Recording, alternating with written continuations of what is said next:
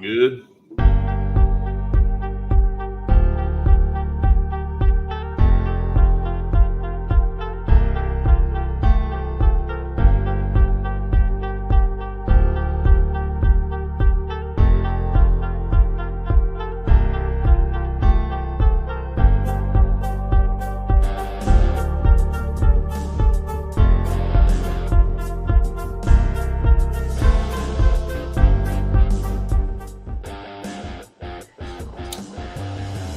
All right, everybody, welcome in. Live reaction after Auburn defeats Louisiana Monroe. A lot to discuss here. Want to hear from you out there. Want your comments. Andy, good to see you. You're en route home from the game. And look, just glad to get a win, especially this year. You never know what you're going to get, but glad to get a win today over ULM. 48-14, I think you'd already left. They scored one more time. Shouldn't have.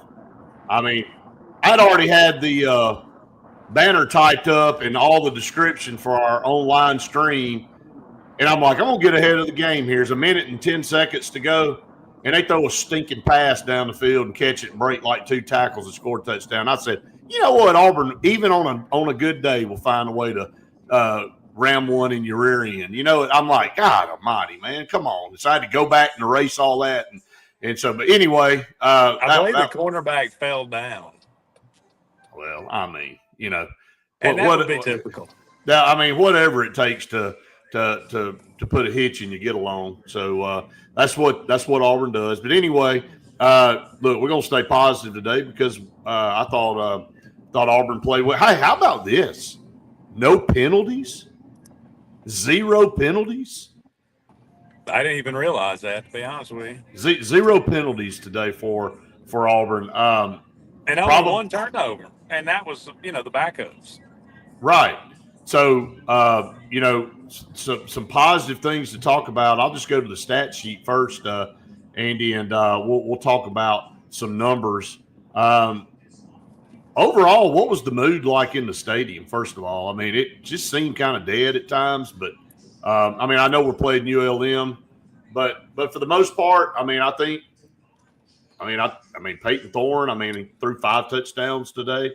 I mean, there was some weird decisions. I'm not going to say dumb decisions, some weird decisions by him early in this game, sliding and some of the stuff that was going on. So I don't know, but he got it done. He had 286 yards and 5 touchdowns. So, I mean, Cam Coleman broke out. I mean, was this a Cam, please, you're good. We're all going to be good. Stay with us. And, he had 7 catches coming into the game. Or 15 catches, coming into the game. He called 8 today. Yeah. Had over 100 yards. You got game 1 against Alabama A&M where everybody was involved and everybody got a touchdown and everybody was happy. And, you threw wherever you wanted to throw and you ran wherever you wanted to run. And then you got game 10 and you did pretty much the same thing. Now, everything in between is kind of up and down and a lot of crap and a little bit of good and here, and one little great. And so you got to look at this game in a bubble because it is what it is. It was Louisiana Monroe. It was the second worst team we played all year long, and Auburn did what they wanted to do. Now, there's something to be said for actually doing what you're supposed to do, which this team did not do last year in situations. Right. So I'm with you. I think I was glad to see Jarquez Hunter get over 1,000 yards.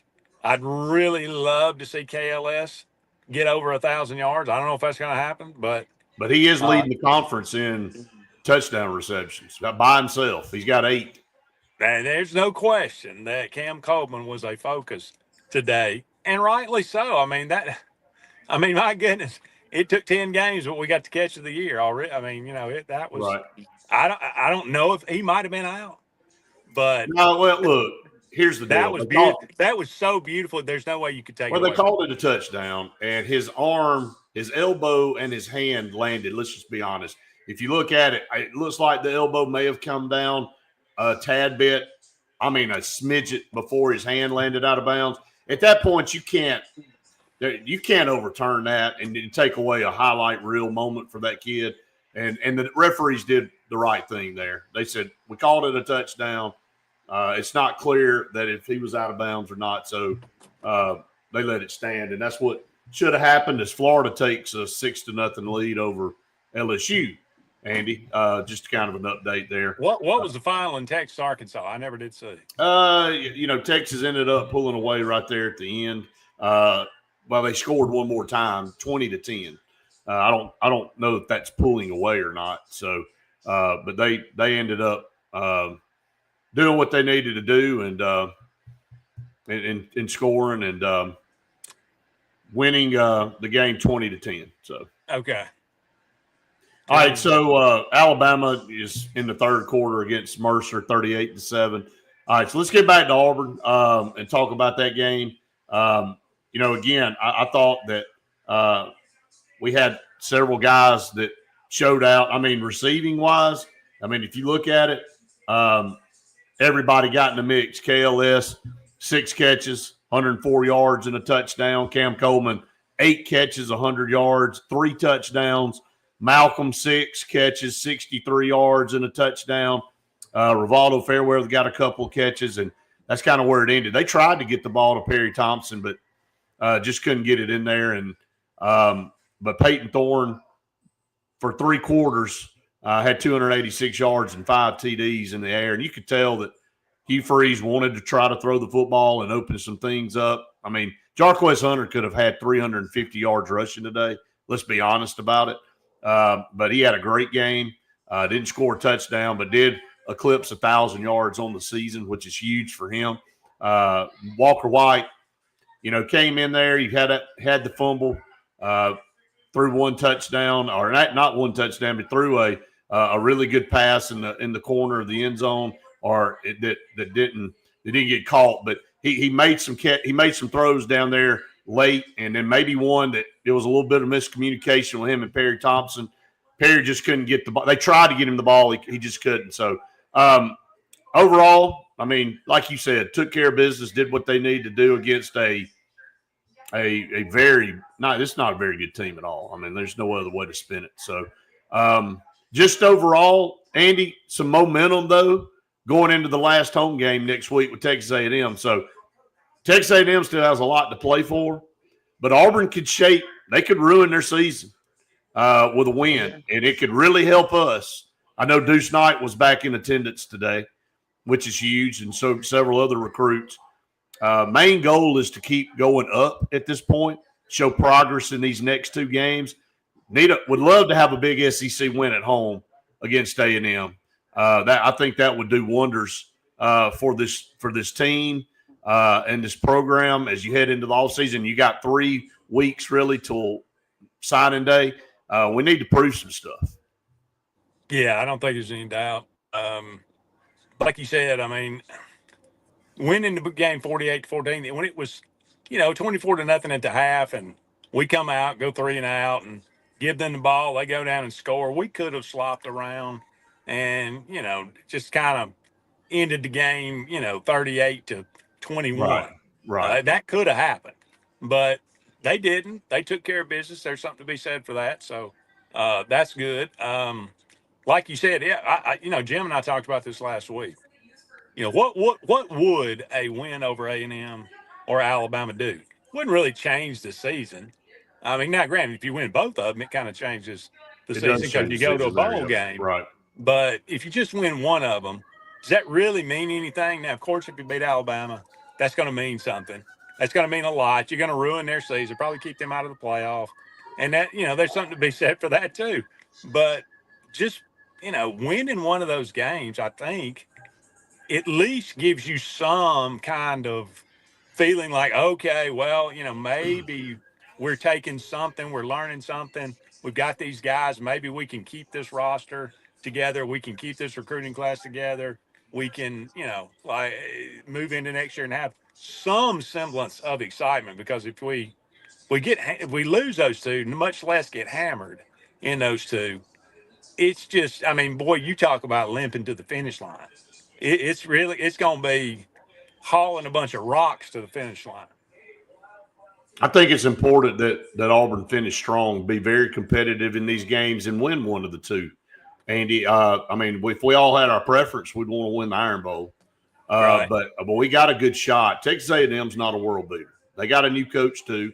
They've had a good season to this point, but they went over to South Carolina and got thrashed a couple of weeks ago. Okay, so this is not a unbeatable team by any stretch of the imagination. And so they're coming to our place. Should be a really good environment. If you're Auburn and some of these seniors, you want to win your last game in Jordan-Hare Stadium. You want to win it against the we don't have an SEC win at home this year. We only have one SEC win, period. We only have the Kentucky win on the road. So would love to finish in front of our fans with a strong performance next week against Texas A&M. And then you carry some confidence into the Iron Bowl, Andy. Let's be honest. At this point, you're playing the role of spoiler, so you need to embrace that role. And again, you play them one game at a time. And if you're Auburn and you win next week, you're playing for something too. You're playing for a bowl game. Now, you're not playing for a playoff spot. If you'd have done the right thing earlier in the season, you might be playing for a playoff spot. It didn't happen. So now let's win Texas A&M. Carry some. Going to have a lot of recruits there in the stands. Perform well. Get a win. Then go to Tuscaloosa and let it all hang out. And go up there and play loose. You don't have anything to lose, but you have something to gain, and you can knock Alabama out, and you can go to a bowl game. So it's not like you're dead in the water. There's a lot left from a goal standpoint to finish this season strong. What we've done the last few years, we've started the season strong, and like you said, toted a big old bag of rocks to the finish line and and petered out at the end with some minuscule bowl game against a lesser than opponent that came in and just whipped our rear end. All right, so now you got a chance to reverse that. So how would the outlook be on our show, Andy, at the end of December, first part of January, if Auburn won out and won a bowl game and you were going into spring? It's a lot different outlook, isn't it? Yeah, no question about it. I mean, from the players' perspective, especially. I mean, forget the fans. Certainly, it would feel better, but the fans don't really matter. It's the players. I mean, and I think we engaged. I don't know. Perry Thompson's the one. If there's any guy that may be disgruntled, and it'd be him. And I'm not saying I've heard anything, but it would be him. So I think Coleman. He looks like he's engaged. Malcolm's engaged. Those guys are fine. Those guys are fine. They're fine. And they're not. I was glad to see Walker White today. Just throw him out there. Just he's clearly an athletic kid. I didn't really. I was on my way out. I was just watching it, on my phone. So I didn't really get to see the full aspect of it. What was your opinion of what his time in the game was? I think he throws the ball well. I think he was a little timid. It's his first time to get out there. He'll get better the more reps he gets. That's why I thought it was important. I said it on the show this week. What are you playing for at this point? The future. If Peyton Thorne obviously got out there and got you a lead, get Walker White in the game. Let him have some real game experience. Let him perform in front of a crowd in game time action. You can't simulate real game time action, Andy, in practice. So you got to dip your toe in the water, and I was fine with it. I mean, I thought he made some pretty good throws. I thought, that fumble, he was trying to make a play. The kid ripped it out. It is what it is. But for the most part, I think he's going to be fine moving forward. He's a competitor. He works hard, and everybody loves him. I mean, he's like every player on the team really rallies around him. And if you'll remember, he was a key part of getting that class coming in. He was one of the best recruiters we had. So I really like Walker White. Kudos to the kid that came in and kicked today. Yeah. I mean, Birmingham from Birmingham Southern. Right. And, what an embrace. And, man, looked really confident kicking the football. And I mean, I know we've hit kind of rock bottom with our kickers, but hey, my hat's off to him for doing what he did. And but overall, I'll say Auburn took care of business and did what they needed to do, Andy. And so now we turn the page to Texas A&M. Look, opportunity. It's an SEC game. I think it'll be at night, right? It will be 6:30. So 6:30 kickoff. Man, what else do you want? I mean, you got a chance to really end your home season on a high note, and then carry some momentum into the week of the Iron Bowl. So a lot of things left to play for. This is not dead. Now, did you have the year you wanted? Absolutely not. You know, you're going to look back at Arkansas and Cal and, Oklahoma and a lot of those games and go, crap, we blew it. You know, we should be we should have 7 or 8 wins right now. We don't have 7 or 8 wins. We got 4. Okay. So you got to get to 5 and then to 6. And the only way you do that is win those last 2 games. So you asked me what the crowd was like today. Right. It was what you would expect from Louisiana Monroe, but I would say, I mean, it was fairly good. I mean, there was at least, I would say there was 82,000.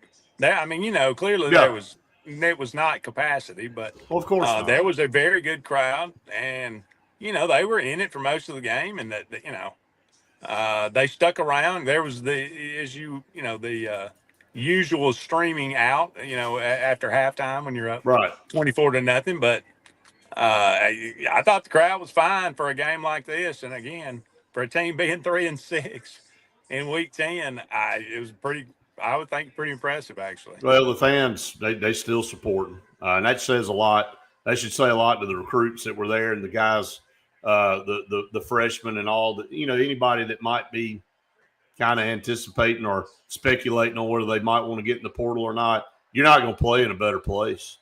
I mean, let's be honest. That's part of the reason why they came there to begin with. So they see the support. It's not a fickle fan base at all. But let's get some momentum going into the last part here, and let's see if we can get a big win next week against Texas A&M. Everybody's mum today. When you win and you win convincingly, nobody had anything to say. So which is fine. I'll take that. I'm tired of 500 comments and everybody griping, and including us after a disappointment. So if it takes getting some wins and riding the ship upward, I'll sacrifice the comments from everybody that watches. So, overall, can we teach Peyton Thorne to throw the ball away? Yeah, Is there something illegal about that? Again, we only have a couple more games, maybe 3 if he goes to a bowl game, to watch Peyton Thorne. I told you earlier, I said I don't know if it's dumb decisions, but it's just weird decisions he made early in the game. The sliding, I mean, there was one time we had to get a yard to get a first down, and the pass broke down. So he just takes off and kind of runs around and then slides about 2 yards behind the line of scrimmage. I went, well, what are you doing? I mean, can you dive for the first down? I mean, you were right there. So now you put yourself in a 3rd and 3. I'm like, good Lord, what kind of decisions are you? And then he did it 3 or 4 more times, and the announcers even said, hey, I don't really know what's going on here.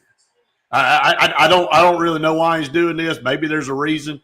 I know he had a shoulder injury, so maybe he was a little skittish about getting hit on that shoulder.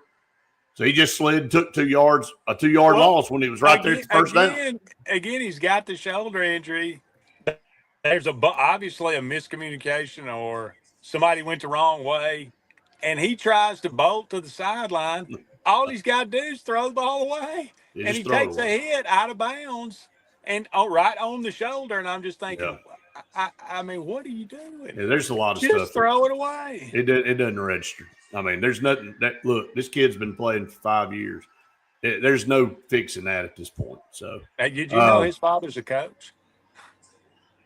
Have you heard that before? Yeah, maybe a couple times.